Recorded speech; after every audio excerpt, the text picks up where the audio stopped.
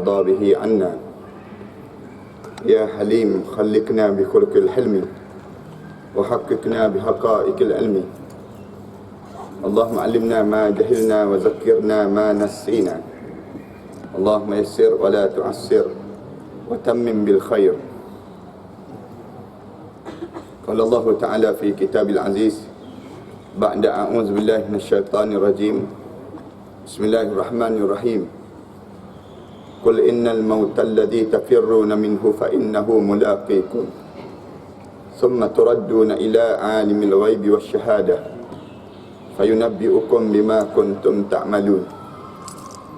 Katakanlah wahai Muhammad, kalau sekiranya kamu cuba melarikan diri kamu daripada kematian, fa innahu mulaqikum, sesungguhnya kematian itu akan mendatangi kamu. Summa turadduna ila alimil ghaibi wasyahadah, kemudian kamu akan dipulangkan pada alam ghaib dan juga alam penyaksian. Fayunabbi'ukum bima kuntum ta'malun, di waktu itu kamu akan didedahkan segala amal-amal perbuatan yang kamu lakukan di dunia dahulu. Sadaqallahul azim. Para hadirin yang dirahmati sekalian, pertamanya kita mengaturkan rasa syukur pada Allah kerana pada pagi yang baik ini, kali pertama kita berada dalam pertemuan dengan saya ini untuk membicarakan tentang mengenai satu tajuk yang besar dalam hidup kita yang disebut dengan ziarah ke alam barzah. Ziarah ke alam barzah, ataupun saya diminta dan kita akan susun jadual untuk tiap-tiap Ahad yang pertama rasanya kita berada di sini untuk membicarakan satu tajuk yang daripada kitab yang dikarang oleh Imam Jalaluddin As-Suyuti, di mana tajuk ziarah ke alam barzah ini, kitab ni lah kitab yang kita akan cuba baca dan cuba kita hadamkan kitab mengenai satu perjalanan pada kita waktu mana kita akan menghadap di hadapan Allah nanti. Ziarah ke alam barzah ini, kitab ni sebenarnya anak telah khatam mengajar di Masjid Al-Falah, Masjid USJ. Kemudian oleh kerana tajuk ini merupakan tajuk besar juga, sahabat-sahabat di Putrajaya minta supaya anda baca dan anda huraikan balik terhadap tajuk yang ziarah ke alam barzah Imam Jalaluddin As-Suyuti ini. Imam Jalaluddin As-Suyuti ini, dia sendirinya belajar dengan Imam Qurtubi rahimahullah.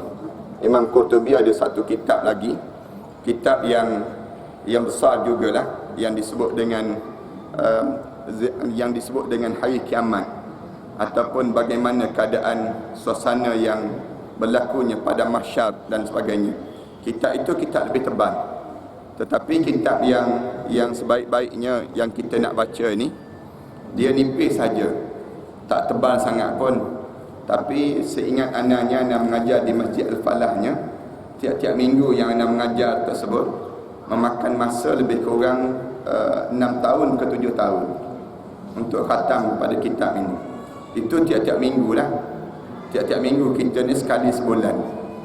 Sekali sebulan ni kita tak tahulah kita khatam dahulu ke ataupun kita sempat habis khatamkan kitab ini. Dan kitab ni sendirinya anak telah belajar waktu mana anak kecil dahulu. Anak kecil dahulu anak sempat belajar dengan seorang tuan guru yang dah meninggalkan kita, Tuan Guru Datuk Ni Abdul Aziz Nikmat. Anak belajar waktu mana lepas pada hari-hari Jumaat, lepas pada sembahyang Jumaat pukul 3 petang, biasanya dia akan mengajar kitab ini. Dan kitab satu lagi, kitab Imam Qurtubi. Walaupun sekalipun, alhamdulillah, setelah mana anak habis belajar di Mesir, kemudian balik saja, kemudian anak mengajar beberapa tempat, dan tempat yang sempat anak khatamkan semua kitab ini ialah di Masjid Al-Falah lah. Dan insya-Allah kita akan cuba set masa kita dan kita cuba belajar tentang satu alam yang perlu kita lalui di hadapan kita, yang disebut dengan alam barzah, ataupun alam yang kita sendiri pun masih ramai di kalangan kita tak faham tentang bagaimana kita berada di alam tersebut. Para hadirin sekalian, sebelum daripada kita nak sebut tentang alam barzah ini, kita mukadimahkan sahaja dahulu pada pagi ini. Kerana kitab ini sama ada para hadirin sekalian nak cari sendiri pun boleh. Dan anda dipahamkan Intim Record telah keluarkan kitab ini dan ditulis dalam bahasa yang cukup cantik lagi. Dan anda cuba dapatkan intim ke dengan satu kumpulan nasyid lah yang dia buat, dia keluarkan balik kitab ini. Dan walaupun sekalipun sama ada para hadirin sekalian nak beli ataupun para hadirin sekalian bolehlah kita bagi nama di kalangan kita untuk kitanya memudahkan kita dapatkan kitab ini. Dan keedahannya waktu mana anda mengajar ini, anda suka untuk baca satu persatu. Para hadirin sekalian boleh dabitkan dia, boleh catatkan, buat catatan supaya catatan kita itu menjadi saksi terhadap kita belajar. Dan waktu mana kita tak ada nanti pun kita boleh kitab ini akan menjadi saksi pada kita waktu mana kita menghadap di hadapan Allah Subhanahu Wa Taala nanti. Ini kita harapnya jadi demikianlah dalam hidup kita. Yang keduanya, pada masa yang samanya kita akan baca satu persatu. Kaedah yang anda bacanya, anda akan baca, kecuali kalau ada tempat-tempat yang terlibat dengan syair, anda biasa tinggalkan. Kerana terjemahan syair itu tak berapa nak terasa pada hati orang kita, orang Melayu. Tapi orang Arab dia suka dengan syair, manakala kita orang Melayu kita ni tak berapa minat dengan syair. Walaupun sekalipun kita akan baca dan kita akan cuba dapatkan sebanyak mungkin ilmu pada diri kita perkara demikian. Kemudian para hadirin sekalian, pada hari ini kalau boleh kita sebut sedikit tentang tajuk yang kita nak bincang ini, yang disebut dengan ziarah ke alam barzah. Untuk pengetahuan kita semua, kita perlu tahu bahawa alam yang kita perlu lalui ini ada 5 alam. 5 alam dalam hidup kita yang perlu kita lalui perjalanan hidup kita. Alam ini dipanggil alam yang Allah susun dan Allah telah aturkan pada kita. Alam-alam ini kita pernah hidup di alam yang pertama, dipanggil alam rahim, alam kandungan ibu. Itu alam yang kita tak boleh nafikan. Tak ada lagi setakat ni orang datang jumpa dengan anak, dia bagi tahu saya keluar daripada buluh betung, Ustaz. Tak ada lagi orang yang bagi tahu saya keluar daripada buah labu. Tak ada lagi. Setakat ni lah tak, tapi dalam dongengan-dongengan Melayu tu ada. Kalau kita baca demikian. Tapi alam yang pertama yang pernah kita hidup mengikut kitabnya, mengikut yang diajar dalam agamanya, ialah alam disebut alam rahim. Alam ni alam pertama yang perlu kita hidup. Alam yang kedua yang kita sedang hidup dipanggil alam fana, alam yang hancur. Sekarang ni kita berada di alam yang kedua baru, alam yang disebut dengan alam fana. Kullu man 'alaiha fan. Tiap-tiap benda yang ada atas dunia ni semua akan hancur. Wa yabqa wajhu rabbika dzil jalali wal ikram. Yang tinggal ialah Allah dan mempunyai ketinggian dan kemuliaan. Kita ni akan hancur. Ni dipanggil alam fana. Fana ni maknanya hancur, tak ada apa-apa pun pada diri kita. 2, yang ketiga, kita akan hidup lagi di alam yang ketiga dipanggil alam barzah. Alam yang sekejap lagi kita akan sampai. Siapa dahulu, siapa kemudian, Allah sajalah yang tahu. Yang kita akan menghadap dipanggil alam yang dinamakan dengan alam barzah. Lepas pada kita hidup di alam barzah, kita kena hidup lagi di alam yang keempat, dipanggil alam mahsyar. Alam mahsyar ni alam yang dibangkitkan balik dan kita bangun balik. Bangun dan kita akan dihidupkan balik di padang mahsyar. Dalam surah Yasin kita biasa baca ayat waktu mana orang bangun daripada mahsyar Allah Subhanahu Wa Taala cerita manusia ni tanya, man ba'athana min marqadina hadza ma wa'ada ar-rahman wa sadaqal mursalun. Ni biasa kita sebut demikian, man ba'athana min marqadina. Siapa yang bangkitkan kita daripada tempat tidur kita, yang elok-elok kita sedang tidur di alam barzah itu, kemudian tiba-tiba kita bangkit balik. Bangun-bangun, masing-masing dengar satu jawapan, hadza ma wa'ada ar-rahman. Inilah yang telah dijanjikan oleh Allah yang bersifat ar-Rahman, wa sadaqal mursalun, dan benarlah rasul-rasul dahulu. Kemudian lepas pada kita hidup di alam yang keempat, alam yang keempat ni kita akan dihidupkan lagi pada alam yang kelima.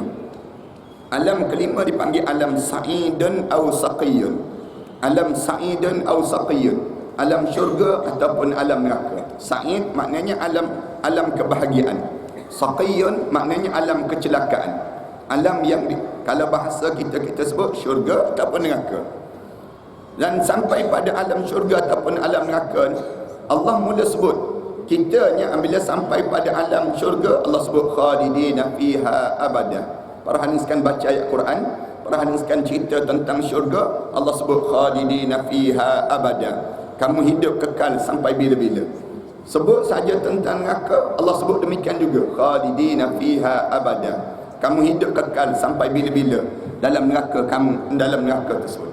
Kalau kita baca kehidupan kita di 5 alam ini, 5 alam yang perlu kita lalui ini para hadirin sekalian, kita akan dapati semua alam-alam ini penuh dengan keterpaksaan. Kita hidup dalam keadaan paksaan. Paksa je, Allah paksa kita. Kita hidup melalui proses dipaksa dan dipaksa oleh Allah. Kita buat contoh paksaan bagaimana? Start daripada alam kandungan ibu. Apabila kita masuk dalam kandungan ibu ini, kita baca dah hadis Rasulullah sallallahu alaihi wasallam, kita dipaksa oleh Allah untuk jadi manusia. Waktu mana masuk saja dalam kandungan ibu, masuk benih lelaki dalam rahim seorang perempuan, ada paling tidak lebih kurang 40 juta ekor sperma.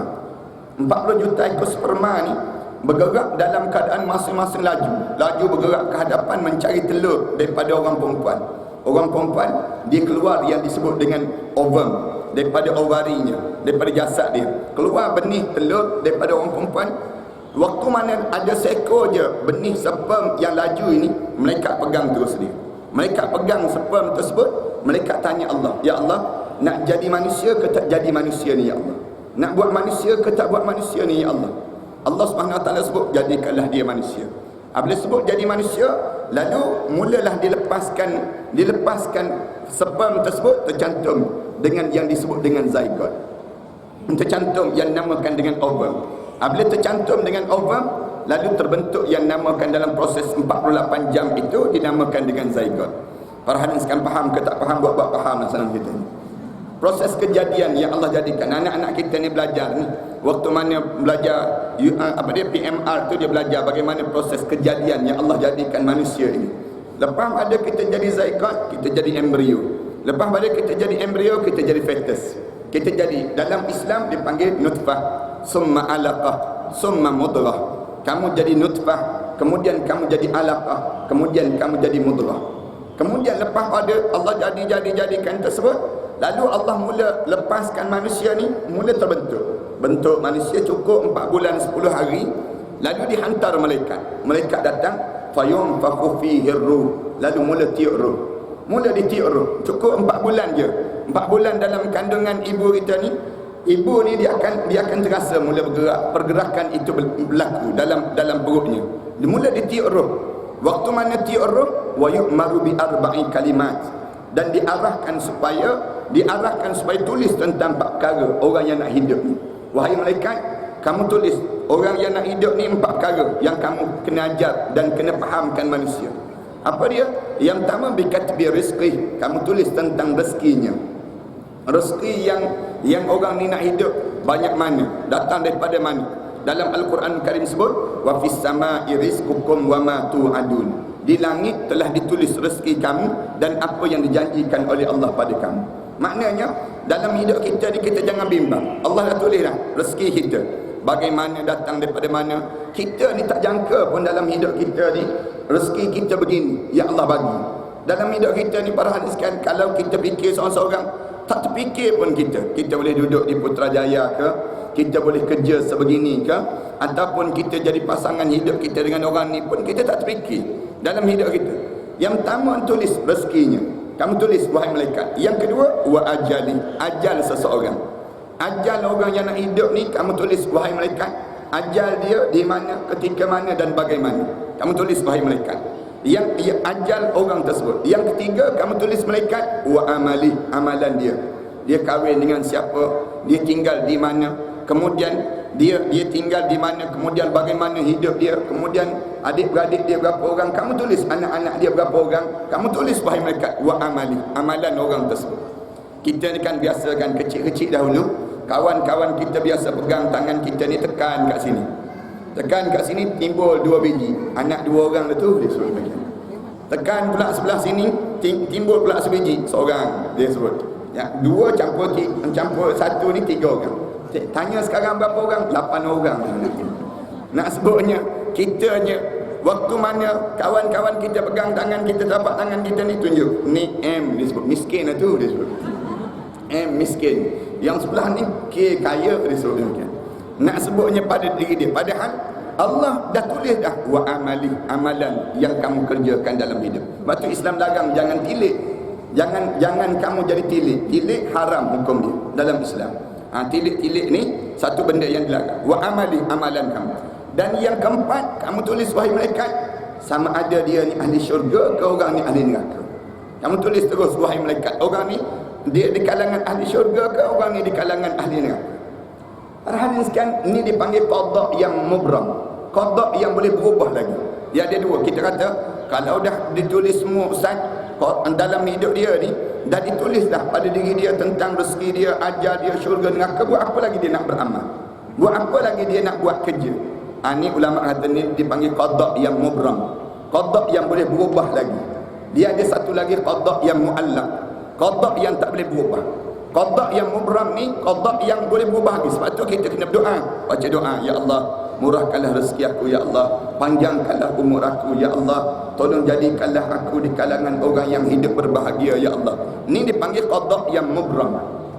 Sampai satu ketika qada kita menjadi qada muallaq. Qada muallaq maknanya qada yang tak berubah lagi. Ulama ditanya, bila qada yang muallaq ni? 40 hari sebelum kematian. 40 hari sebelum kematian, qada itu menjadi qada yang muallaq. Qada yang tak boleh berubah lagi dalam hidup ni. Sebelum 40 hari sebelum kematian ni dibincang panjang ulama-ulama. Macam mana kita nak tahu tanda-tanda dekat dengan kematian kita ni? Dan bagaimana Allah nak jadikan orang tu nak mati sehingga kan dia boleh perasan yang dia hampir dengan kematian. Ini timbullah dalam kitab dia cerita di antara tanda-tandanya orang yang dekat nak mati ni, dia akan terasa 40 hari sebelum kematian dia rasa denyut di pusat dia. Sebelum lepas sembahyang asar dia terasa terdenyut di pusat dia tersebut, dan dia rasa getaran di pusat dia ni, tanda di waktu itu nama dia di arasy Allah sudah digugurkan di sisi Allah. Dia tidak dikenali lagi di langit Allah, tetapi dia hanya dikenali di kalangan makhluk manusia saja.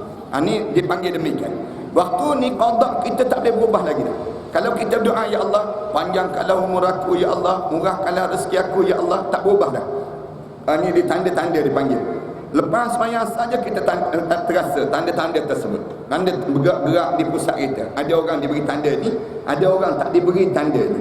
Tanda-tanda demikian. Ada orang yang Allah bagi tanda, ada orang yang Allah tak bagi tanda ni. Tapi Allah bagi tanda dekat dengan kematian sangat. Dia baru dia terasa. Dia perasan dia dah meninggal dunia. Dah menghadap depan Allah. Dia banyak tanda-tanda.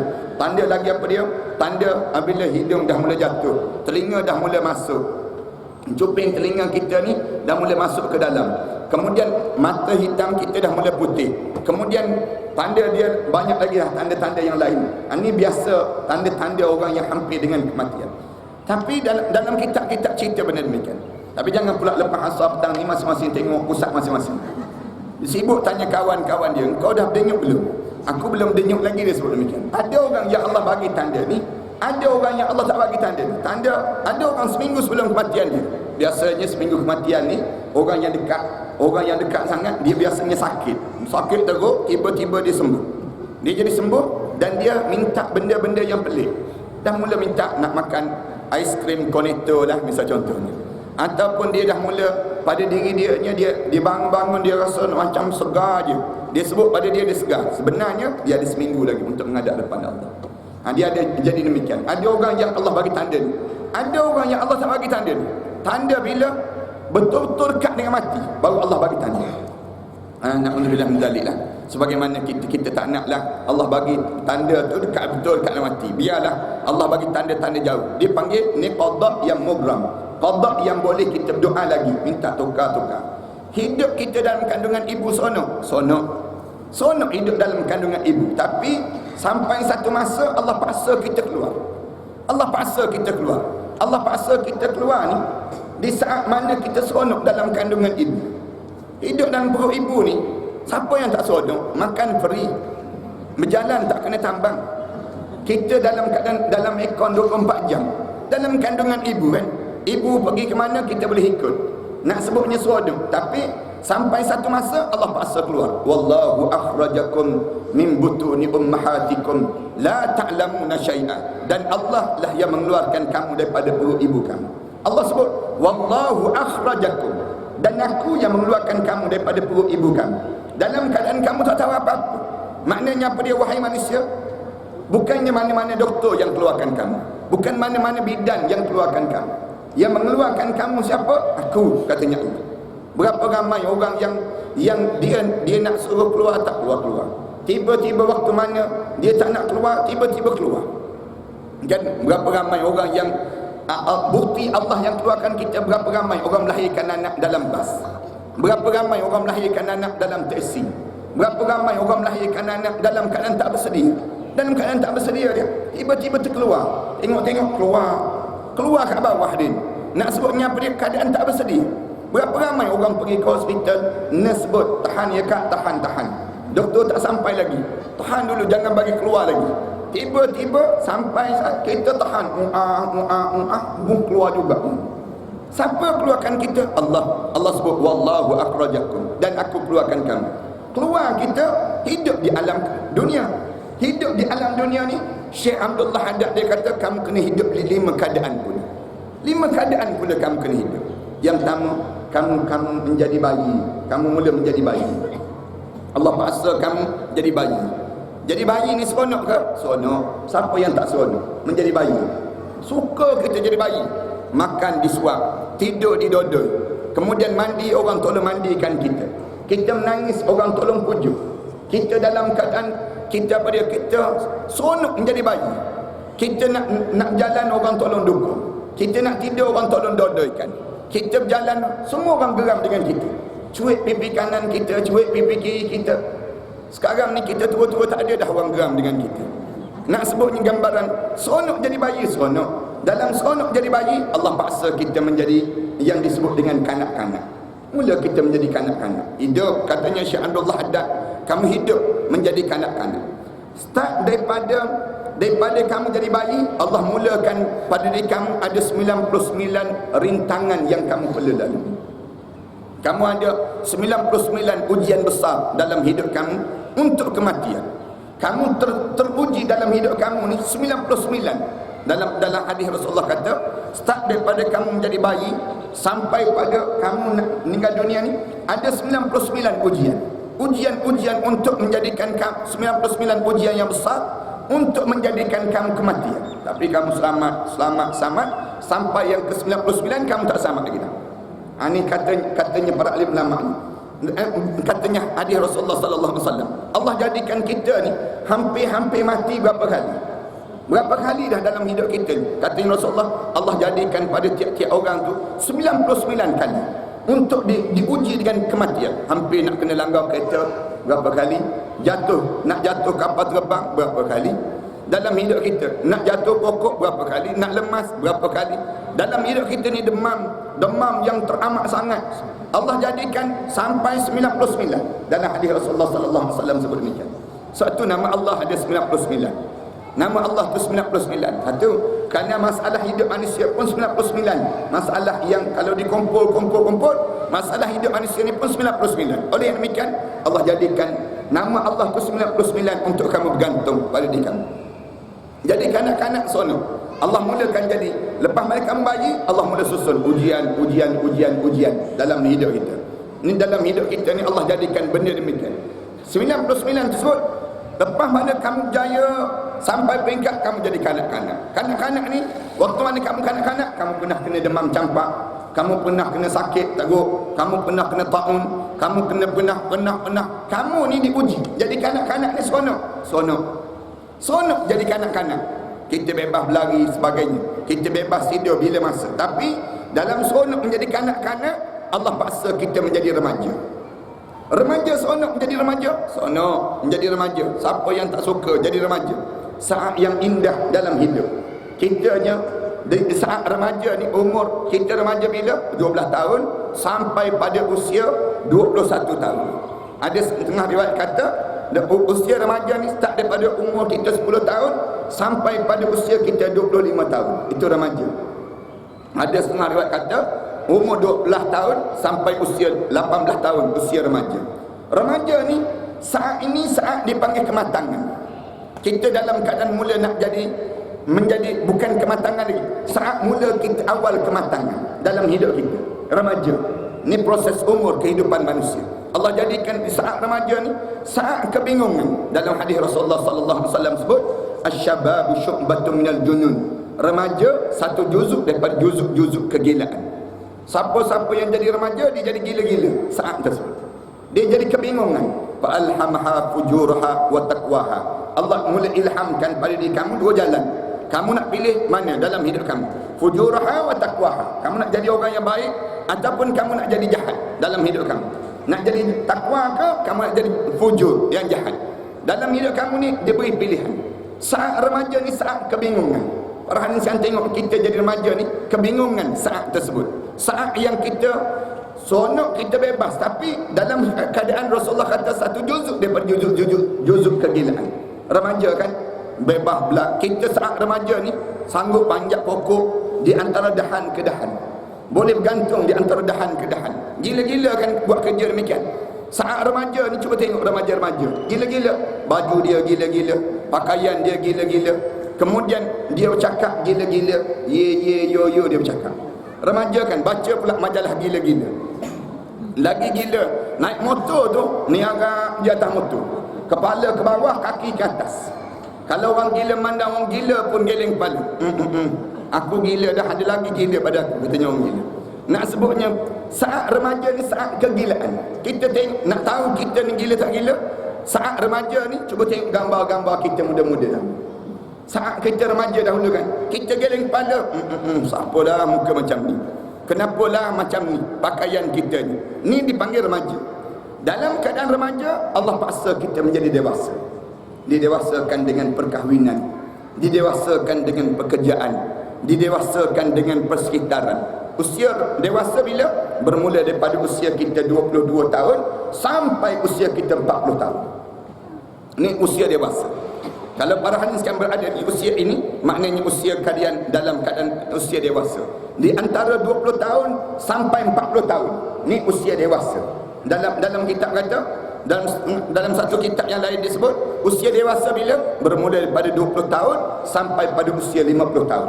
Tapi anda ambil dengan usia 40 tahun saja. Orang yang sampai berusia 20 tahun sampai 40 tahun ni saat dewasa dalam kehidupan seorang. Seronok ke jadi dewasa? Seronok. Tapi dalam dewasa Allah paksa kita menjadi tua. Tua kita dalam hidup ini. Tua ni bermula daripada bila? Start daripada usia 40 tahun sampai pada usia 70 tahun. Dipanggil tua dalam hidup seorang. Tua dah, kita mula jadi tua. Dan dalam hadis Rasulullah kata, siapa-siapa yang usia 40 tahun tiba-tiba dia tak berubah lagi hidupnya. Siapa-siapa yang sampai usia 40 tahun dia tetap begitu juga perangai dia, sama je, boleh talqinlah dia sudah mati. Kalau tak berubah dalam hidup dia. Siapa-siapa yang usia bawah dalam 40 tahun tu masih lagi usia 50 tahun tu masih lagi sui anak dara orang, bisa contoh. Maknanya kamu tak berubah-ubah dalam hidup kamu. Kamu ni orang dah tua dah dalam hidup kamu dah boleh ditalqinkan, kata Rasulullah. Kerana usia ni usia yang tua dalam hidup kamu. Tua dah daripada diri kamu. Sampai usia 40 tahun kamu sudah menjadi tua. Nak tua pun tua, tak nak tua pun tua. Dalam keadaan tua ada orang nak? Tak nak. Tak ada orang nak jadi tua. Sanggup makan pil anti penuaan, tua juga dia. Sanggup pakai lotion anti kedutan, kedut juga dia. Buat macam-macam gaya, tak nak jadi tua. Tua Allah paksa jadi tua. Dalam keadaan tua Allah paksa berhenti ke tua? Tak. Ulama kata lagi, Allah tambah lagi bagi setengah-setengah orang dipanggil sampai peringkat 70 tahun sampai dia mati. Sampai yang kelima ni daripada 70 tahun sampai dia mati. Dalam kitab disebut, dia kata bukan dia tua lagi, tetapi dia sudah menjadi bangka, katanya. Disebut demikian. Minta maaf tu istilah yang digunakan dalam kitab. Dia panggil, kalau kita usia 70 tahun sampailah kita mati, dia tak panggil tua lah, tetapi dia panggil tua dah bangka dah. Tua kita sudah menjadi tua bangka. Dalam keadaan kita yang dewasa, Allah paksa kita menjadi dewasa. Dewasa, dalam keadaan kita dewasa, Allah paksa kita menjadi tua. Tua, dalam keadaan tua, Allah paksa kita untuk jadi tua bangka. Dan tua bangka, Allah paksa kita untuk kita dimatikan oleh Allah. Mati, tak ada orang yang boleh lari. Mati ni sampai satu peringkat, apabila sampai peringkat mati, raja pun mati, doktor pun mati, siapa pun dia, kedudukan dia akan mati. Kullu nafsin dha'iqatul maut. Tiap-tiap yang menyawa dia akan merasai kematian. Mati ni berakhir ke hidup? Tak berakhir hidup. Apabila kamu mati, sekejap je proses mati. Proses mati ni start daripada mula ditarik roh kita. Kita akan belajar dalam kitab Ziarah ke Alam Barzakh ini. Dalam kitab ini, start daripada roh kita, mereka datang. Mereka sebut, wahai anak Adam, aku cari setitik air untuk kamu telan, sudah tidak ada. Aku cari selangkah untuk kamu melangkah, sudah tidak ada. Aku cari sepatah kataan yang keluar daripada mulut kamu, sudah tidak ada. Wahai roh, sila keluar daripada jasad ini. Sebab keluar aja, roh ni bertempiaran lagi. Kalau yang tak beriman pada Allah, roh orang yang beriman pada Allah, dia akan kumpul elok je. Rasulullah sebut, berkumpul macam minyak yang dikumpulkan dalam air. Berkumpul minyak, kita tengok minyak tu, dia berkumpul dalam air. Kemudian dalam keadaan dia berkumpul di hujung kaki dahulu, Rasulullah kata, masuk malaikat kumpulan yang pertama nak cabut nyawa kita ni, masuk, dia pergi ke hujung kaki, dia tarik di hujung kaki. Hadis ni hadis yang diriwayatkan oleh Barra bin Azib. Kita akan jumpa nanti dah dalam kitab ni, dia akan cerita benda demikian. Tarik tu sampai di parah lutut, kita mula terasa. Waktu mana tarik saja tu, ngilu tu, dia turun telapak kaki kita, turun telapak kaki tu mula turun, jatuh sikit demi sedikit. Kemudian tarik lagi sampai di pinggang. Bila sampai di pinggang saja, roh kita sampai pinggang tu, orang yang beriman pada Allah, dia tahu dah, aku menghadap depan Allah dah. Mulut dia tak berhenti, asyhadu an la ilaha illallah wa asyhadu anna Muhammad Rasulullah. Orang yang tak beriman pada Allah, dia kata tak mati lagi ni, tak mati lagi. Dia mula naik sampai ke pusat. Sampai rasa di pusat, dia turun terus. Sejuk ni, rasa naik sampai di pusat, rasa sejuk je di pusat. Sejuk di pusat, dia pun turun sampai di pinggang dia balik. Mendadak dia naik ke atas. Mendadak dia naik sampai ke atas. Roh dia naik sampai ke atas. Di saat ini kamu boleh dengar putus urat-urat kamu. Kamu dengar tah putus. Kamu seorang dengar. Dia naik mendadak. Dalam kitab Imam Ghazali rahimahullah, dia cerita waktu mana apa dia naik roh ni sampai terangkat, disebutnya zakar lelaki ni, testis lelaki tersebut terangkat naik sampai ke atas. Perut ni, urat perut ni sampai naik sampai ke atas. Naik sekali dengan diri dia. Kemudian ditarik naik sampai ke atas ni, dia jadi rasa sesak. Sesak dada dia ni. Orang yang beriman pada Allah, dia akan sebut la ilaha illallah Muhammadur Rasulullah. Waktu mana naik saja sampai di dada dia, roh ni naik sampai di dada. Orang yang tak beriman pada Allah, dia sebut inni tubtul an. Sekarang aku taubatlah pada kamu ya Allah. Sekarang aku taubat pada kamu ya Allah. Allah sebut walaisatit taubatu lil ladzina ya'maluna sayyi'at. Aku tak terima dah taubat kamu. Hidup kamu dalam keadaan roh hujung kaki kamu tak nak taubat lagi. Sampai naik sampai di pinggang kamu. Naik itu Rasulullah sallallahu alaihi wasallam cerita, apabila naik sampai di dada ni, di dada saja, lalu kita boleh nampak dah tempat kita dalam tempat syurga Allah. Kalau orang beriman pada Allah, mula Allah tunjuk tempat dia dalam syurga Allah, dia peluh atas dahi dia. Peluh atas dahi dia, naik sampai di halqum saja, biji mata dia terbuka dan wajah dia berubah menjadi sejernih-jernih wajah. Kemudian dia nampak, dia tersenyum. Semua orang dia senyum sampai nampak gigi dia. Seronoknya dia kan tempat dia dalam syurga Allah. Kemudian roh mula keluar melalui biji mata dia. Rasulullah kata roh itu, mata itu memandang roh keluar dan disambut. Lalu Rasulullah sallallahu alaihi wasallam ambil satu bekas. Rasulullah sallallahu alaihi wasallam tunjuk roh orang mukmin ini masuk dalam bekas yang disediakan oleh malaikat, yang datang di saat itu seramai lebih kurang 60,000 malaikat. Seorang satu roh yang nak dicabut tu 60,000 para malaikat dituangkan roh dalam bekas. Rasulullah ambil bekas air, Rasulullah tunjuk, ni macam ni lah roh orang mukmin jatuh dalam bekas itu. Kemudian masuk saja dalam bekas itu yang berwarna putih dan berbau kasturi dalam syurga Allah Subhanahu wa taala. Kemudian masuk saja, kemudian apabila masuk saja tutup saja roh ini mula ditarik di bawah melayang dan berbau sewangi-wanginya. Kalau dia beriman pada Allah, semua makhluk tahu orang ni ahli syurga Allah, kecuali dua makhluk saja yang tak tahu. Rasulullah kata pada dia, malaikat jin dan juga manusia saja. Ayam itik kat bawah tu dia tahu, tuan rumah aku ni ahli syurga Allah. Kemudian cicak-cicak dalam rumah tu tahu, ni ahli syurga Allah, ni ahli syurga Allah. Dia tahu terus. Semua makhluk tahu ni ahli syurga Allah, kecuali dua makhluk saja yang tak tahu. Yang disebut dengan jin dan juga manusia. Mula naik saja roh ini di langit yang pertama, ditanya terus, roh siapakah ini? Roh fulan bin fulan. Lalu penjaga malaikat langit yang pertama ini, malaikat yang langit pertama ni buka segala pintu syurga, pintu langit, ditarik, dibawa naik ke atas. Dia kata, selamat datang kamu naik langit yang kedua, selamat datang sampai langit yang ketujuh, sampai menghadap depan Allah. Allah sebut, tentukan dia di kalangan ahli syurga Allah Subhanahu wa ta'ala. Tentukan dia di kalangan ahli syurga Allah. Roh ini terus mendadak, turun, berada di hujung kepala seorang. Sampai di hujung kepala.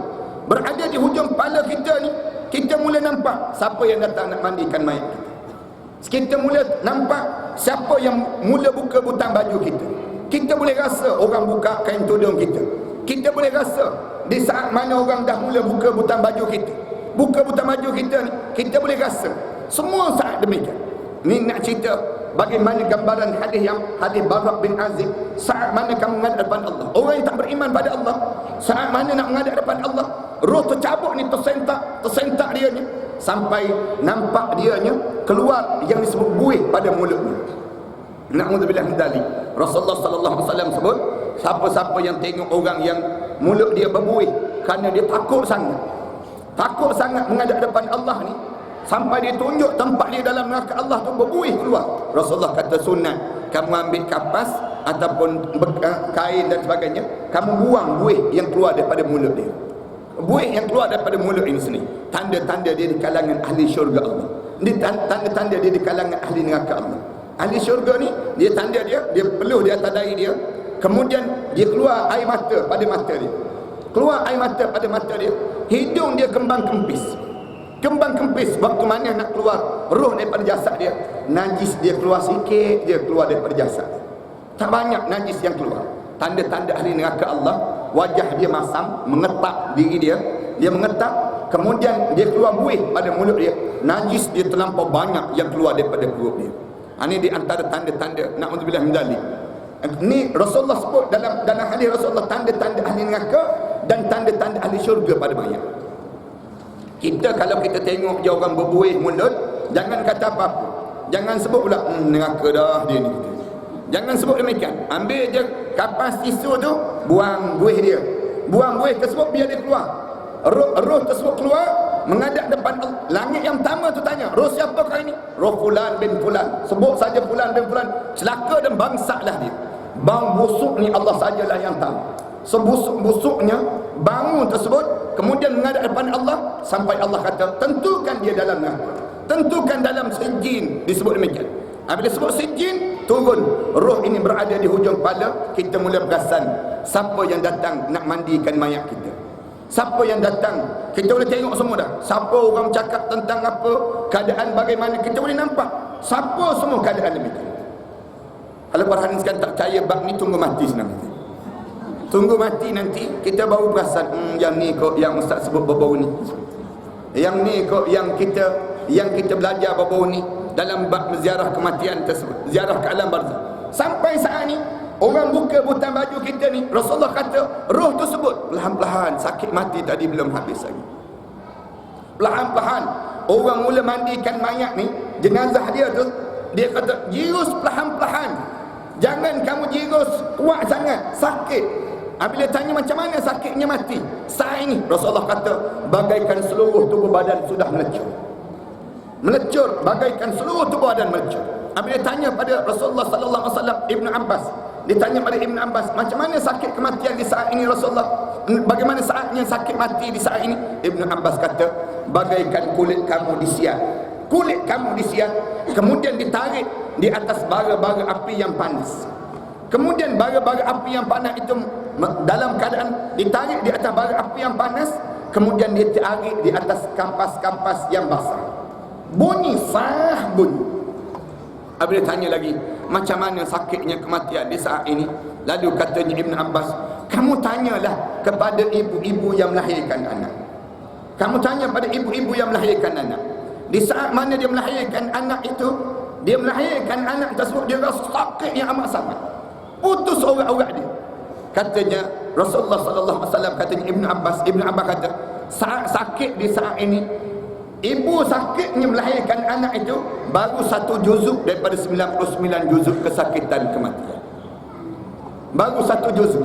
Ada 98 lagi juzuk kesakitan kematian. Sakitnya yang amat sangat, menghadap depan Allah.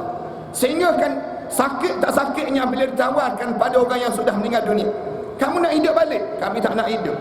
Sakitnya cukuplah mati itu menjadikan kesakitan untuk kami tak akan mengulangi hidup di atas dunia. Tak nak hidup lagi di atas dunia. Kenapa dia? Sakitnya saat sedemikian rupa. Nak gambarkan tentang bagaimana sakitnya kematian di saat menghadap depan Allah. Kita boleh merasakan saat mana orang buka baju kita, kemudian orang mandikan mayat kita, orang tekan di hari-hari kita ni, kita rasa saat demikian. Apabila kita rasa, kita sebut perlahan-lahan sakit. Lepas pada orang, kapan orang mula kapankan kita, selesaikan kapankan jasad kita ni, semua tu kita boleh rasa. Ana sentiasa menginginkan dan ana sentiasa sebut dalam doa kita doalah, biar waktu mana kita menghadap depan Allah ni, untungnya, paling untung kitanya saat mana kita menghadap depan Allah ni, yang memandikan mayat kita ialah anak-anak kita, yang mengkapankan mayat kita ialah anak-anak kita. Kapan mayat ni pun kita kena suruh anak kita, kamu kapankan Nabi, kamu kena kapankan Umi, kamu kena siapkan. Kenapa dia? Pakaian kain kapan yang kita pakai itu akan menjadi kebanggaan dalam kubur nanti. Kita jadi bangga apabila anak kita pakaikan pakaian untuk diri kita. Ini dipanggil demikian. Yang ni keutamaan. Untung kita kalau waktu mana kita meninggal dunia, anak kita mandikan mayat kita. Untung kita waktu mana kita meninggal dunia, adik-beradik kita yang tolong sembahyangkan mayat kita, anak kita jadi imam sembahyang mayat kita. Allah, anak pernah cerita pada para hadis kan, bukan tempat yang lain, anak pernah cerita ni. Waktu mana nak pergi satu jenazah kematian seorang bapa ni, anak-anak yang buat semua. Anak-anak sebut pada anak dia kata, Ustaz tengok je lah ya, kami mandikan ayah kami siapkan ayah kami. Ustaz tak bayar, Ustaz ikut je, Ustaz tengok je dan Ustaz perhatikan. Kalau tak betul, Ustaz tegur. Anak kata, elok lah. Dia kata, Ustaz kami nak mandikan mayat ayah. Mereka ni adik-beradik ni silang kaki, silang tu paha tu. Dalam silangkan paha tu, abang yang sulung pegang kat tengah-tengah bahagian kepala, adik yang lelaki menantu semua hulu kat kaki ni. Riba mayat tersebut. Adik yang bongsu ambil air, jiruskan air. Sambil jirus air ni, adik yang bongsu kata apa dia? Ya Allah, waktu mana kami kecil-kecil dahulu, ya Allah, ayah kami biasa mandikan kami, ya Allah. Hari ni ya Allah, kami mula mandikan ayah kami pula, ya Allah. Kamu tolong gugurkanlah dosa ayah kami ni, ya Allah, dengan guguran air yang merenjis tu badan dia ini, ya Allah. Anak dengar je, anak terkejut. Allah, anak dia baca doa ni, dengar je baca doa demikian. Yang sulung disebut amin, adik-adik yang lain sebut amin. Ya Allah, gugurkanlah dosa dia, ya Allah. Sambil jirus badan tu, kemudian baca doa, ya Allah. Sambil gosok tangan ni, disebut baca doa pada ayah. Ya Allah, tangan inilah yang membesarkan kami, ya Allah. Tangan inilah yang mengotan kami, ya Allah. Tangan inilah yang mencubit kami, ya Allah. Kami membesar dengan kasih sayang dia, ya Allah. Ampunkanlah dosa ayah kami, ya Allah. Sebut ni, anak-anak ni baca doa sambil usap tersebut. Kemudian siap je, anak tengok je keluarga dia ni dalam keadaan yang usap, dalam sebegini, siap saja mandikan mayat ayah, ambil kain tuala lap tu badan ayah, sambil lap. Adik-beradik ni sebut kenangan dengan arwah ayah. Ya Allah, waktu mana kami kecil-kecil dahulu, ya Allah, dalam kesejukan pagi, ya Allah, ibu kami, ayah kami memeluk kami dengan penuh kasih sayang, ya Allah. Dipeluk kami dalam basah, ya Allah. Hari ini, ya Allah, kami sapu badan dia dan kami jadikan kekeringan pada jasad dia, ya Allah. Jadikanlah keringnya dosa-dosa dia menghadap di hadapan kamu, ya Allah. Anak ni baca doa, adik-adik yang lain sebut amin, amin. Usung saja mayat, letak di atas kain kafan, sebut pada Allah, ya Allah, waktu mana kami kecil-kecil dahulu ya Allah, ayah kami biasa memakaikan pakaian untuk kami ya Allah, kami ambil baju kami campak di atas muka dia ya Allah, kami berlari ya Allah. Disebut cerita kenangan masing-masing dengan arwah ayah ni. Ya Allah, hari ini ayah kami pakaikan pakaian yang terindah untuknya ya Allah, terimalah amalan dia ya Allah, lebih putih daripada kain kafan yang membalut jasad dia ni ya Allah. Adik-beradik yang lain sebut amin, amin. Adik-beradik perempuan ni tolong pegang kat kaki tu, tolong tutup kaki arwah ayah, nak dalam keadaan nak menghadap depan Allah. Nak menghadap depan Allah kan, untungnya kita sampai peringkat nak semayang mayat tu, nak semayang mayat saja, arwah yang sulung dia sebut, Ustaz, saya jadi imam ya Ustaz. Anak kata silakan. Dia pun paling adik-adik, dia kata waktu mana kita kecil-kecil dahulu kan, arwah ayah kita ni dia biasakan akikahkan kita. Hari ini kita akan kembalikan balik akikah arwah ayah kita ni, dan untuk dihadapkan di hadapan Allah. Kita doa pada Allah, biar Allah jadikan dia di kalangan hamba Allah yang saleh. Adik-beradik ni kata apa dia? Amin, amin.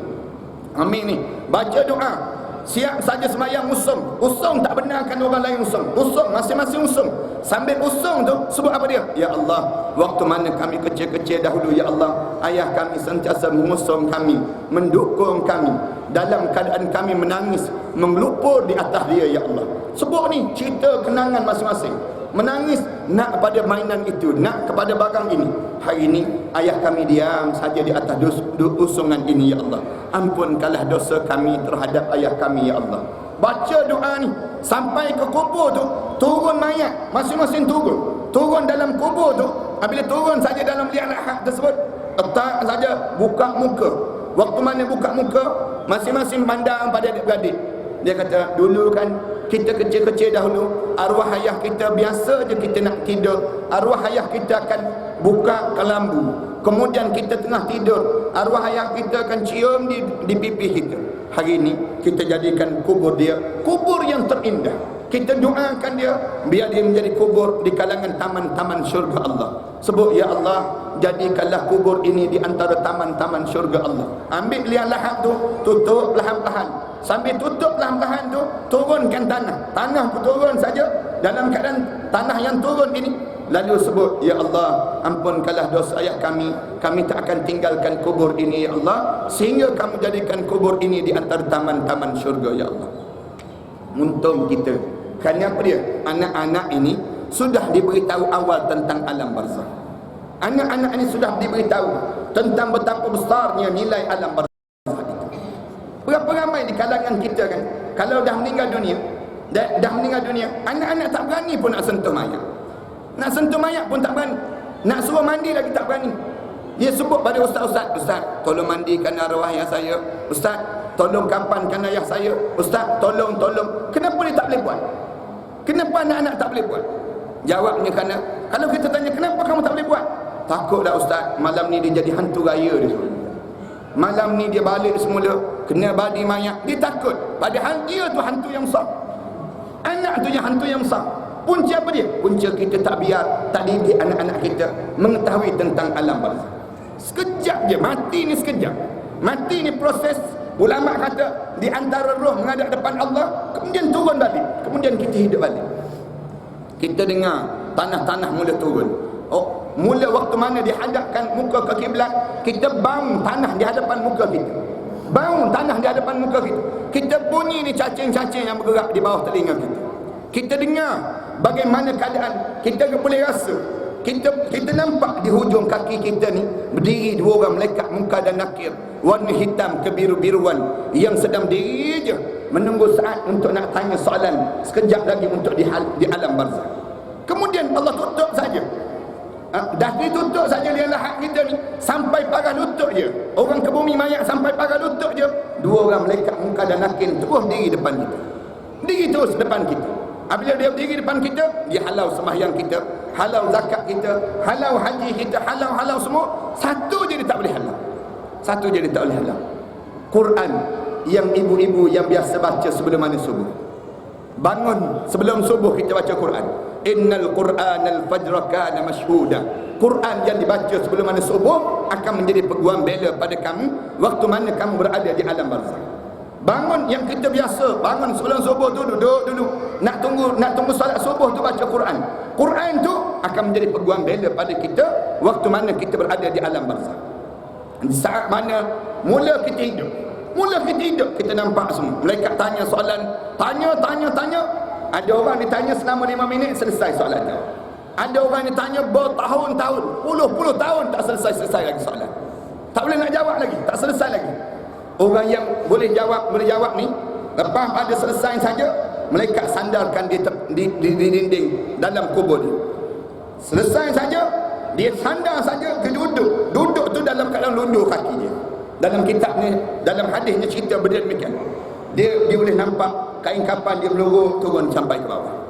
Meluruk sampai ke bawah, Allah tunjuk hari pertama di alam barzakh. Allah tunjuk hari pertama di alam barzakh, mentari mula jatuh. Mentari mula jatuh ditunjuk. Cuba tengok tu. Tengok mentari mula jatuh. Dia pun sebut terus, malaikat, aku tak semayang asar lagi malaikat. Dia sebut pada malaikat, solat asar, malaikat tanya, la salata laka, wala siyama laka, wala hajjata laka, walakin numuka lil arusah. Tak ada dah solat untuk kamu, tak ada dah haji untuk kamu, tak ada dah zakat untuk kamu. Kamu dah berada di alam barzakh dah sekarang. Tidurlah bagaikan malam pengantin baru untuk diri kamu. Lalu di waktu tersebut, dia pun mula tengok meluruk turun ni sampai di parah pinggang dia. Oh, aku dah meninggal dunia ni semua. Di saat itulah Allah mula datangkan roh-roh orang yang sudah meninggal dunia sebelum daripada ini. Datang terus, kita mula nampak jauh-jauh roh-roh ini mula datang dekat dengan diri kita. Dia sebut apa dia? Kita dengar. Orang yang meninggal dunia ni, dia dengar. Dia kata apa dia? Dia dengar suara mereka kata, biar dia dulu, biar, kerana dia baru meninggal dunia, dia penat lagi tu, dia penat lagi. Dia pun jawab terus, tak, saya tak penat. Ni tengok kain kapan saya ni, kamu tahu tak kain kapan saya ni siapa yang pakaikan? Anak saya yang pakaikan kain kapan saya. Kamu tahu tak, no, sebelum nak datang ke kubur ni, siapa yang hantar saya? Dia cerita pengalaman perjalanan dia untuk digusung sampai menghadap di hadapan Allah di alam barzakh. Hidup ke di alam barzakh? Hidup di alam barzakh. Bal ahyaun, bahkan kamu hidup. Anda nak cerita yang tentang hidup di alam barzakh ni, kita cerita kemudian nanti insya-Allah. Lepas pada kita cerita tentang bagaimana di alam kematian sampai di alam barzakh, mula hidup hari-hari, bagaimana keadaan roh di alam barzakh, insya-Allah kita akan cerita dalam bab ini. Kemudian kita dipaksa oleh Allah bangkit bangun di pada mahsyar. Mula kita dipaksa berjalan sampai pada mahsyar. Mula dalam keadaan demikian, kita disoal, ditanya, kemudian diri pada mahsyar, kemudian dimasukkan ke dalam syurga dan berakhir dengan neraka Allah Subhanahu wa taala. Nauzubillah min dzalik.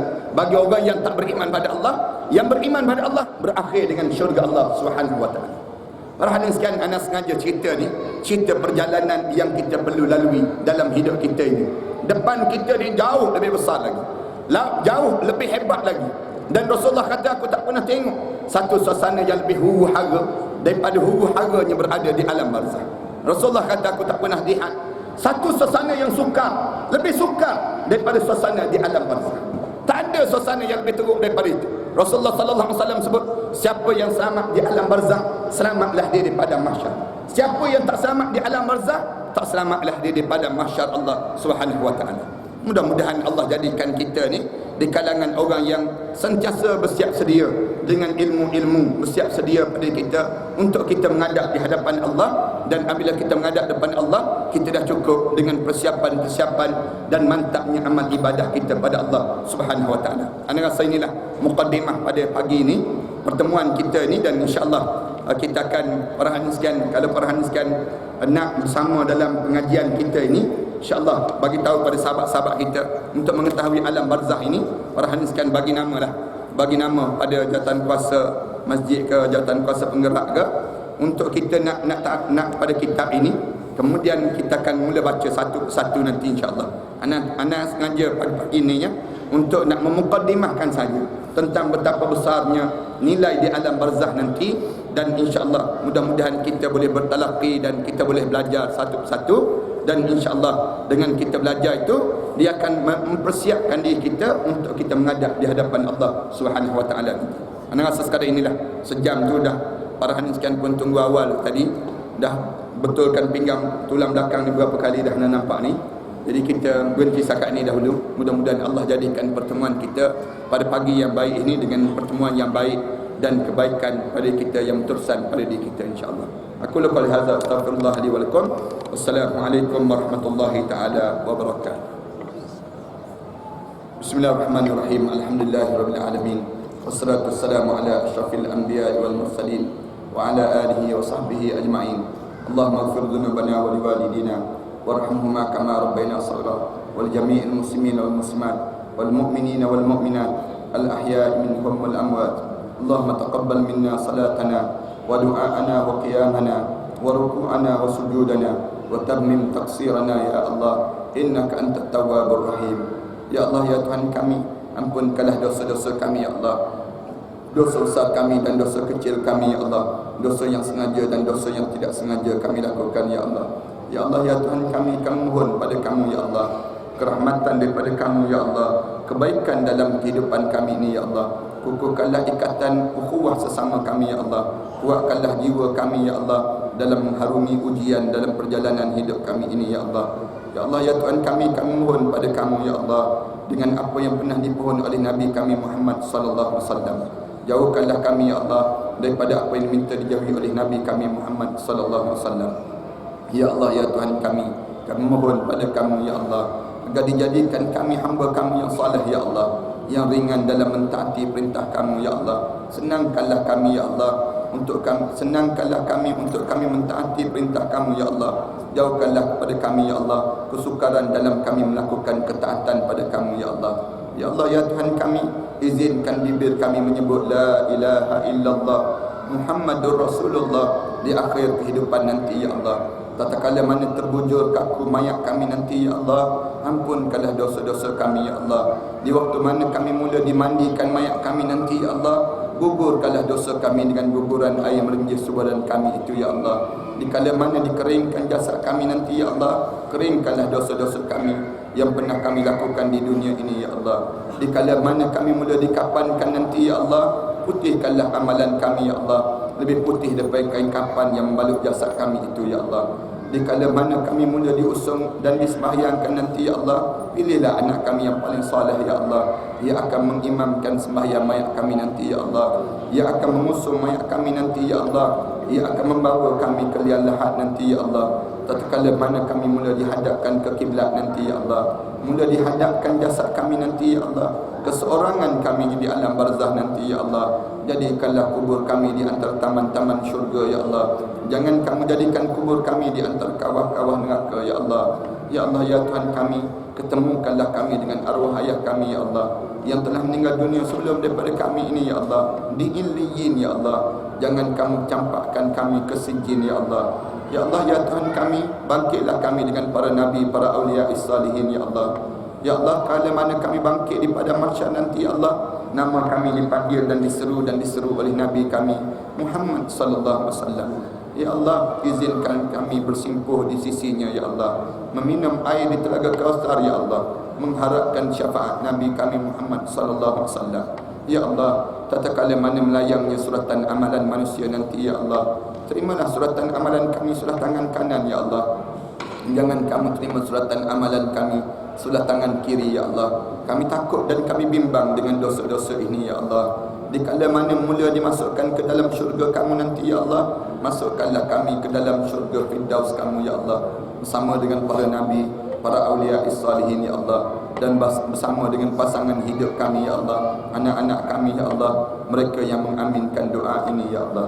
Ya Allah, ya Tuhan kami mohon keampunan dosa kami terhadap kedua ibu bapa kami ya Allah, khususnya dosa kami terhadap ibu kami ya Allah. Kami mengakui ya Allah, kami pernah bercakap kasar di hadapan ibu kami ya Allah, kami pernah meninggikan suara di hadapannya ya Allah, kami pernah menengking kata-kata ibu kami ya Allah, kami pernah mengguriskan hati ibu kami ya Allah, kami pernah bercakap kasar di hadapannya ya Allah, kami tidak sengaja melukakan hati ibu kami ya Allah, kami pernah melihat air matanya mengalir lesu di pipinya ya Allah. Dengan kesiapan dan keburukan perangai dan perbuatan kami ya Allah, Kami tidak sengaja melukakan hatinya ya Allah. Kami tidak sengaja melukakan hati ibu kami ya Allah.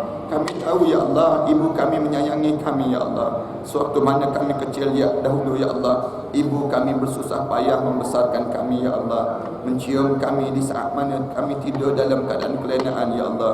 Di kala mana kami demam ya Allah, ibu kami turut demam sama demamnya kami ya Allah. Di saat mana kami berlari dan kami jatuh ya Allah, dan luka itu menjadi parah ya Allah, perca-perca kainnya lah ya Allah yang membalutkan darah-darah itu ya Allah. Di saat mana kami membesar ya Allah, ibu kami tidur di atas pangkin itu ya Allah, menunggu saat kami menghabiskan pengajian kami ya Allah. Di saat mana kami masuki pengajian ya Allah, ibu kami berhutang keliling pinggang ya Allah untuk membesarkan kami ini ya Allah, menyembunyikan rasa dukanya dalam hatinya ya Allah, tersenyum di saat mana bertemunya dengan kami ya Allah. Ya Allah ya Tuhan kami, kerana dosa-dosa itukah ya Allah ia menyebabkan anak-anak kami pun enggan mendengar kata bicara kami ya Allah. Kerana dosa-dosa itukah ya Allah ia menyebabkan kami sering kali diuji dan diuji dalam hidup ini ya Allah. Kerana dosa-dosa itukah ya Allah ia menyebabkan hati kami pula menjadi keras ya Allah. Kerana dosa-dosa itukah ya Allah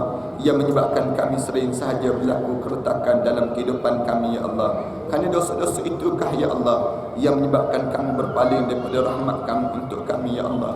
Ya Allah, seburuk mana pun kami ya Allah, sekeji mana pun kami ya Allah, sejahat mana pun kami yang pernah kami lakukan sebelum daripada ini ya Allah, segunung mana pun dosa yang pernah kami lakukan sebelum daripada ini ya Allah, pandanglah kami dengan pandangan rahmat kamu ya Allah. Pandanglah kami dengan pandangan rahmat kamu ya Allah. Ada siapa lagi kami akan menadah doa ini ya Allah? Tiada lain hanya pada kamu ya Allah yang mendengar doa dan mengharapkan daripada kamu ya Allah. Ya Allah, kamu dengarlah doa ini ya Allah. Kamu kabulkan permintaan kami ini ya Allah di saat duha yang indah ini ya Allah. Rabbana 'alaika tawakkalna wa ilaika anabna wa ilaikal masir. Rabbana ja'alna muqimas salat wa min dzurriyyatina rabbana wa taqabbal du'a. Rabbana atina fid dunya hasanah wa fil akhirati hasanah wa qina adzabannar. Sallallahu ala Muhammad wa ala alihi wa sahbihi wasallam. Alhamdulillah rabbil alamin.